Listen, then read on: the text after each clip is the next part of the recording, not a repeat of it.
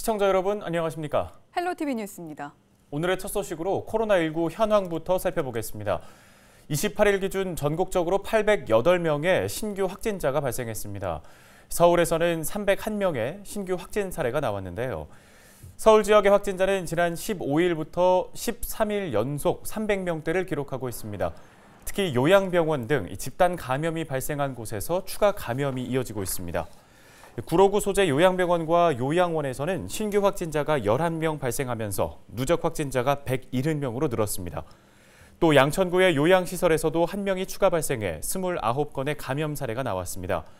서울시는 해당 시설들을 코호트, 즉 동일 집단 격리해 주기적인 추적 검사를 진행하고 있는데요. 시설 이용자뿐 아니라 종사자도 감염되면서 돌봄 공백이 없도록 인력 지원을 하겠다고 서울시는 설명했습니다. 요양시설과 장애인 시설에서 집단 감염이 잇따르고 있는데 돌봄 인력 지원에 대해서 말씀을 하셨습니다.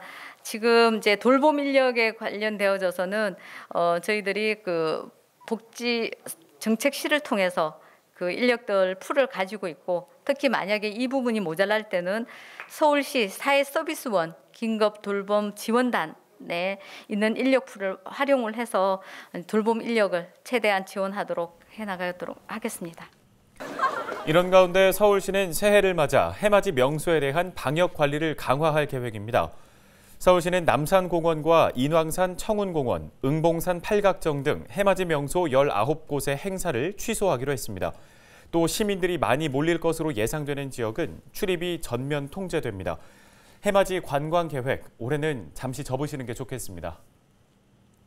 한편 서울시는 코로나19 감염 고위험군을 대상으로 하는 이동식 선별진료소를 운영하고 있습니다. 이동식 선별진료소는 선제검사를 받는 데 어려움이 있는 단체나 업종을 위한 것으로 하루 최대 1,000명까지 검사가 가능한 시설입니다.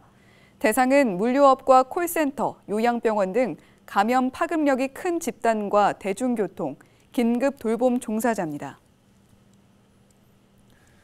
이런 가운데 수도권 사회적 거리두기 2.5단계가 오는 1월 3일까지로 연장됐습니다. 연말연시에 집중적인 방역이 이루어질 것으로 보이는데요. 네, 이 내용 전 질병관리본부장을 지낸 한림대 성심병원 호흡기내과 정기석 교수 연결해서 얘기 들어보겠습니다. 예, 교수님 안녕하세요. 네, 안녕하십니까. 예, 거리두기 2.5단계 일단 일주일 정도 연장이 됐습니다. 지난 주말에 3단계로 올리는 것 아니냐 이런 얘기도 많았는데요. 2.5단계가 유지가 된다면 확진자 규모에 큰 변화가 없지 않을까 싶습니다. 어떤 의견이신지요? 지금 우리가 2.5단계 수도권에서 한 지가 3주가 지났는데요. 오히려 발생 숫자는 늘었습니다. 그래서 단계를 계속 보기로 한 데 대해서는 상당히 위험 부담도 있겠죠. 그래서 그렇지만 이제 워낙 그 국민들이 협조를 잘 했고 움직임이 좀 줄었기 때문에 약간의 꺾임은 보일 가능성은 있다고 봅니다. 그렇지만 일정한 숫자는 계속 발생할 걸로 보기 때문에 거기에 해당되는 위중증 환자라든지 또 사망자는 앞으로도 계속 발생할 거다, 그렇게 보는 거죠. 근데 제일 주의해야 될 것은 역시 사람 간의 만남을 최소화하는 겁니다. 우리가 생업을 위해서 필요한 움직임을 빼고는 가급적 사람을 안 만나는 것만이 이 바이러스를 덜 퍼뜨리는 그런 가장 유일하고 가장 효과적인 방법이 되겠죠. 네, 교수님, 이 백신 관련 내용도 좀 여쭤보겠습니다. 한 여론조사에서 국민들이 백신 접종의 안전성보다 긴급성이 더 중요하다고 생각하는 걸로 결과가 나왔는데요. 이에 대해서는 어떻게 보고 계신가요?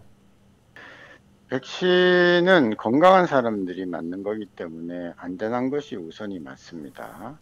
그런데 지금 의외로 세계 각국이 백신 개발이 빨리 됐고 비교적 현재까지는 안전한 걸로 나왔어요. 예, 그러다 보니까 이제 우리나라 사람들도 왜 우리는 못 맞냐 이런 얘기가 나오고 있는데 저희도 최대한 서둘러서 다른 선진국들이 하고 있는 거와 속도를 비슷하게 따라가야 해요. 그렇지 않으면 다른 나라는 서로 교역을 하고 왕래를 할 때 우리나라는 문이 닫히는 그런 불이익을 당할 수가 있거든요. 그러나 이왕 늦었으니까 다른 나라에서 시행하는 안전한 백신인가에 대한 관찰은 충분히 하고, 아울러서 앞으로 새로 나올 백신, 또 기존에 계약했던 백신에 대해서도 계약을 최대한 서둘러서 물량 확보를 잘 해야 되겠죠.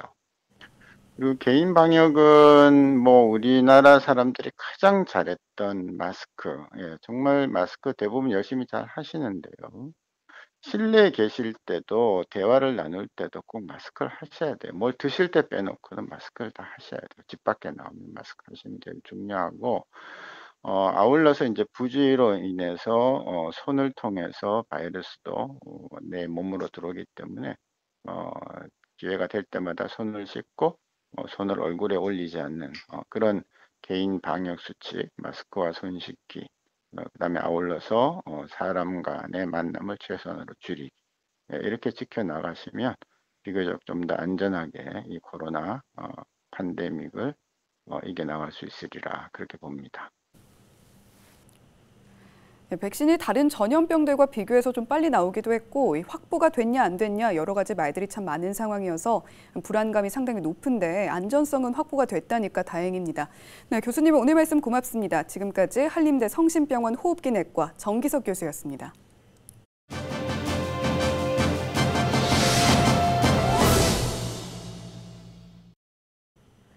이렇게 코로나19 대유행 속에서 올 한 해가 저물고 있습니다. 방역 당국을 비롯해서 지역사회에서도 코로나19 확산 방지에 매진하고 있는데요. 네, 코로나19의 발생 상황, 또 올해 은평구의 주요 성과는 무엇이었는지 김미경 은평구청장 연결해서 들어보겠습니다. 구청장님 나와 계시죠? 안녕하십니까? 네, 안녕하세요. 은평구청장 김미경입니다. 반갑습니다. 네, 우선 은평구 확진자 발생 현황 그리고 방역 진행 상황 설명 좀 해주시죠.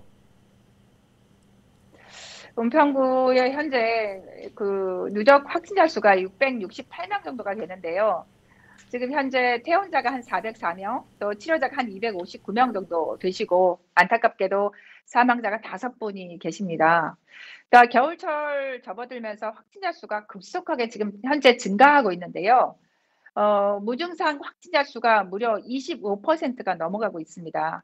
그래서 은평구에서는 불광천과 또 구파발력 은평구청에 임시 선별진료소 3개소를 설치했고요.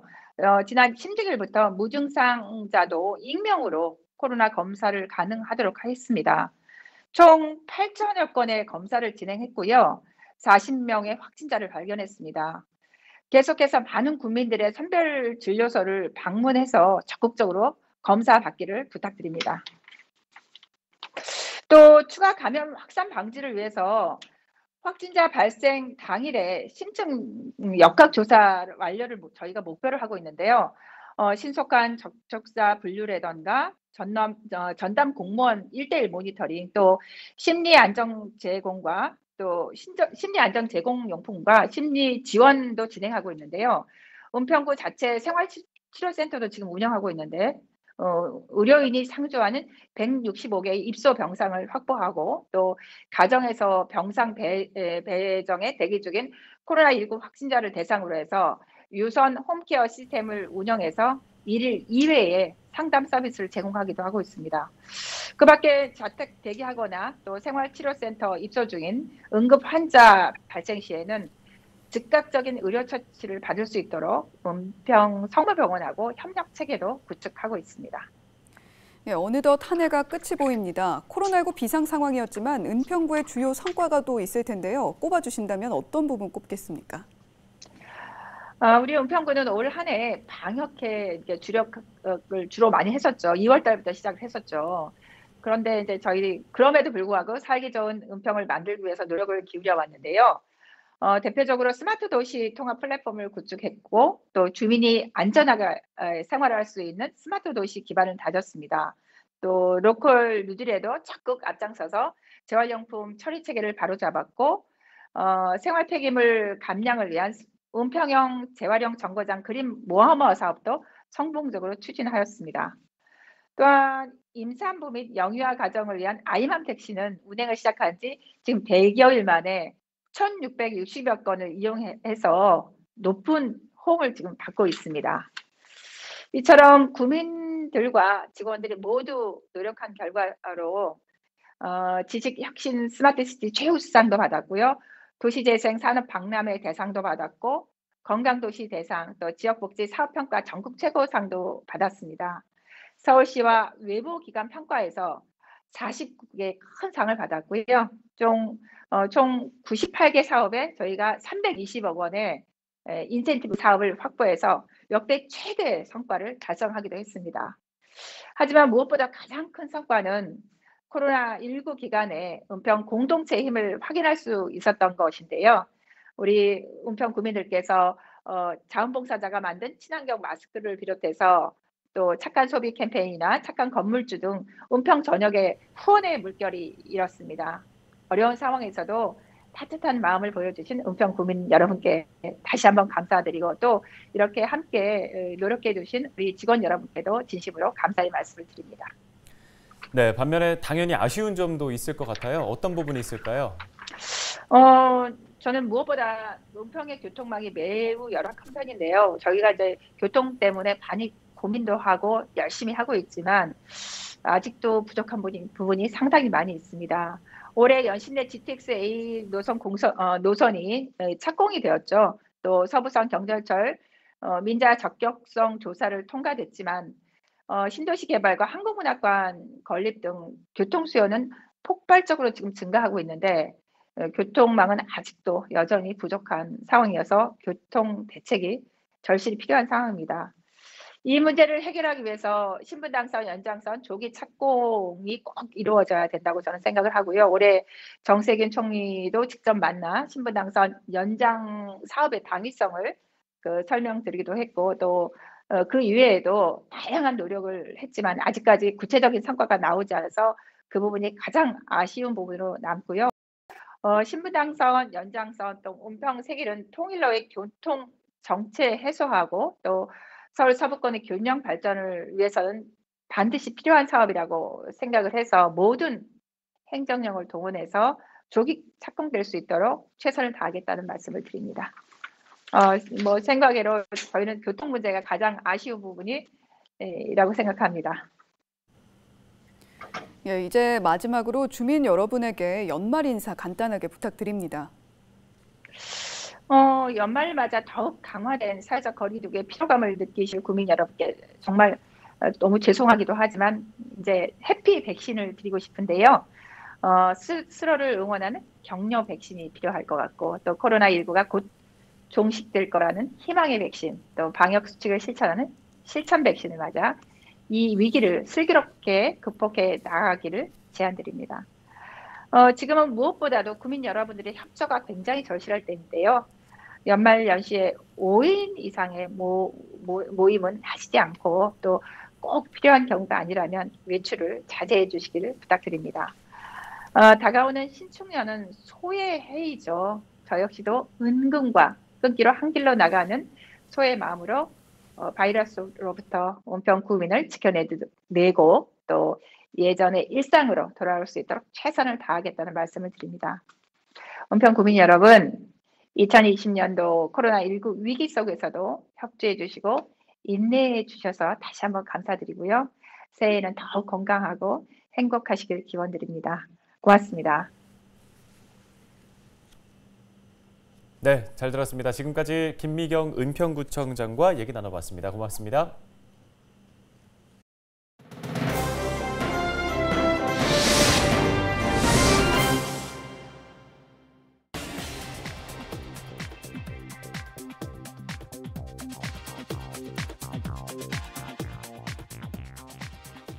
코로나19와 함께 살아왔다고 해도 과언이 아닌 올해 2020년.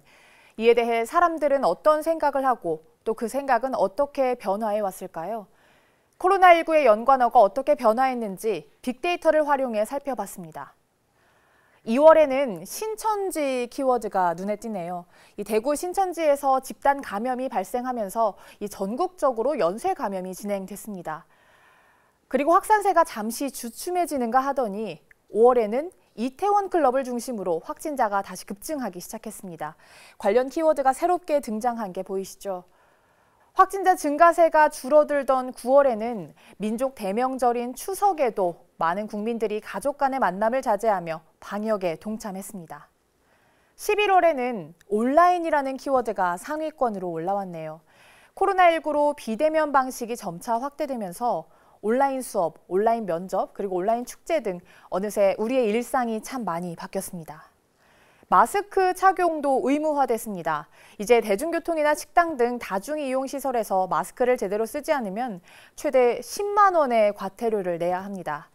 가장 효과적인 방역이라고 알려진 만큼 거제의 한 초등학교 돌봄교실 등 마스크로 집단 감염을 막은 모범 사례도 속속 나오고 있습니다. 이번에는 감성연관어를 살펴볼까요? 올해 초 코로나가 막 확산되던 시기였죠. 피해나 걱정 등의 부정 연관어도 보이지만 기부, 안전, 최선 등의 긍정 연관어가 41%가량을 차지하고 있습니다. 코로나19로 어려움을 겪는 이웃과 의료진을 응원하면서 하루빨리 이 사태가 종식되길 바라는 목소리가 높았죠. 그렇다면 이번 달 감성 연관어는 어떨까요? 확산이라는 키워드가 여전히 크게 보이고 위기, 고생, 힘들다 등의 부정 연관어는 더 늘어났습니다. 생각보다 길어지는 이 상황에 조금씩 지쳤는지 긍정 연관어는 26%로 줄어들었습니다. 지난 1월 우리나라의 첫 코로나19 확진자가 발생한 이후 1년 내내 우리는 걱정과 긴장 속에 하루하루를 보냈습니다. 어느덧 연말이 다가오는데도 서로 간의 거리 두기로 송년 모임 한번 제대로 하기가 쉽지 않을 텐데요. 그래도 마음만은 가깝게 소중한 사람들에게 전화나 문자로 고생했다, 우리 힘내자 이런 따뜻한 인사 한마디 전해보는 건 어떨까요? 헬로TV 브리핑이었습니다.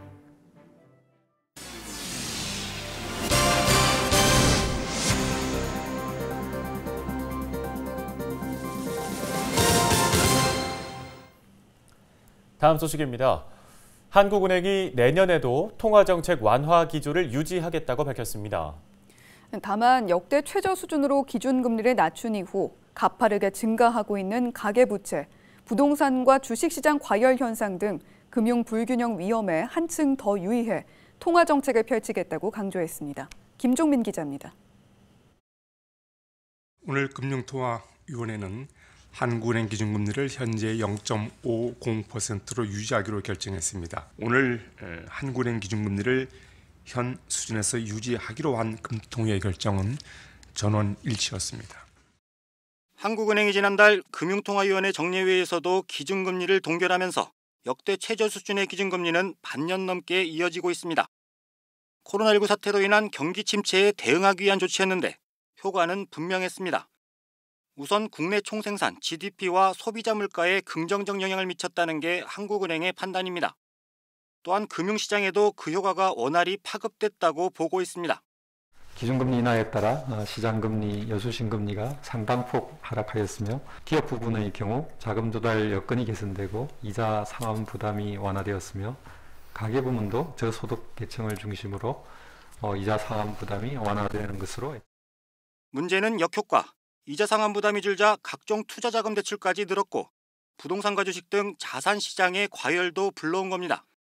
코로나19 대응 과정에서 가계 및 기업 부채가 급증하고 자산 가격 상승 압력이 강화되는 등 금융 불균형이 심화되면서 중장기적인 금융 안정 리스크가 증대되고 있는 점에 이런 상황에서 한국은행이 내년 통화신용정책 운영 방향을 발표했습니다. 코로나19 사태가 진정되지 않는 한 한국은행의 완화적 통화정책은 계속될 전망입니다. 완화 기조를 유지해 성장세 회복을 지원하고 물가 상승률을 목표 수준에서 안정시키겠다는 겁니다. 대신 자산 시장으로의 자금 흐름, 가계와 기업 대출의 부실위험, 금융기관 건전성에 대한 영향 등을 다각적으로 점검 분석해 대처하겠다고 강조했습니다. 아울러 코로나19 이후의 여건 변화를 고려해 우리 경제의 성장 동력 확충에 기여할 수 있는 신성장 부문과 고용 확대 기업 등에 대한 지원 강화 방안도 찾겠다고 덧붙였습니다. TBS 김종민입니다. 곧 신정 연휴가 시작됩니다. 올해는 남산 등에서 열리던 해맞이 행사도 열리지 않는데요. 대신 코로나 이후에 일상을 준비하는 시간으로 채워보시면 어떨까 싶습니다. 헬로TV 뉴스 마칩니다. 시청해주신 여러분 고맙습니다.